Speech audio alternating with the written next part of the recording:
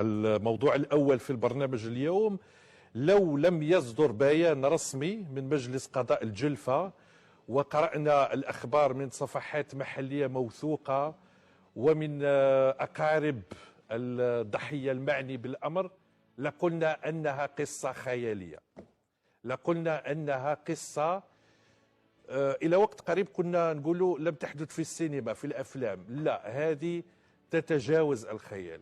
نحن بصدد أبشع جريمة اختطاف في الجزائر وإخفاء لشاب ذهب في سن المراهقة، في سن 16-17 سنة، ليعود إلى أهله كهلا في الأربعينيات بعد 26 سنة اختفاء.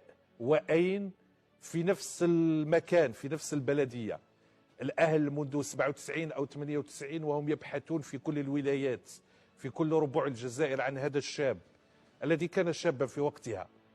وطبعا الخيال نتاعهم لم يصور لهم أن عمر هذا سيكون على بعد ربما أمتار قليلة من منزلهم.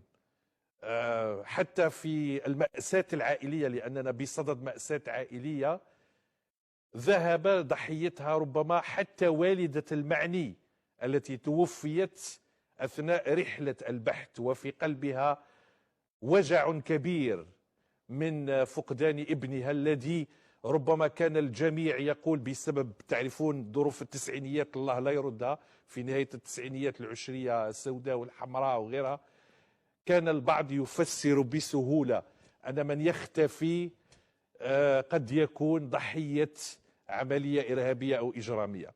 ولكن هذا الشاب الذي عاد إلى أهله في منتصف الأربعينيات بعد حوالي 30 سنة من الغياب، من الإخفاء، من الاختطاف، لم يكن ضحية عملية إرهابية ولم يكن ضحية عملية إجرامية، وإنما إجرام من نوع خاص بطله أحد الجيران.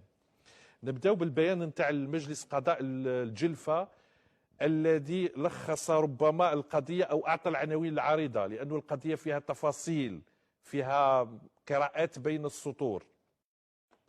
عملا بأحكام المادة 11 من قانون الإجراءات الجزائية، يعلم النائب العام لدى مجلس قضاء الجلفة الرأي العام أنه بتاريخ 12 ماي 2024 في حدود الساعة 8 مساء تلقت مصالح الفرقة الإقليمية للدرك الوطني بالقديد دائرة الشارف في ولاية الجلفة شكوى المدعو باء لام ضد شخص مجهول على أساس التشهير في مواقع التواصل الاجتماعي بأن شقيق الشاكي المدعو باء عين المفقود منذ قرابة 30 سنة متواجد في منزل جارهم المدعو عين با ببلدية القديد داخل زريبة أغنام.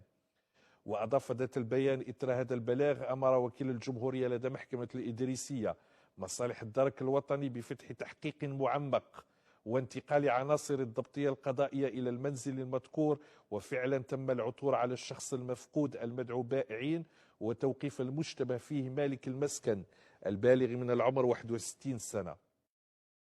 البيان ختم يعني في البيان تم ختمه بالقول: أمرت النيابة العامة المصالح المختصة بالتكفل الطبي والنفسي بالضحية وتقديم المشتبه فيه أمام النيابة فور انتهاء التحقيق، وسيتم متابعة مرتكب هذه الجريمة النكراء بكل الصرامة التي تقتضيها قوانين الجمهورية. صعب يعني أن نركب القصة كما هي كما حدثت، صعب أن نعرف ماذا وقع في حوالي 30 سنة، ولكن نحاول، لأن العائلة تحت الصدمة، منطقة القديد في الجلفة تحت الصدمة، الجزائر تحت الصدمة، وهذا الخبر انتقل كالنار في الهشيم حتى عبر مواقع كثيرة ليس فقط جزائرية.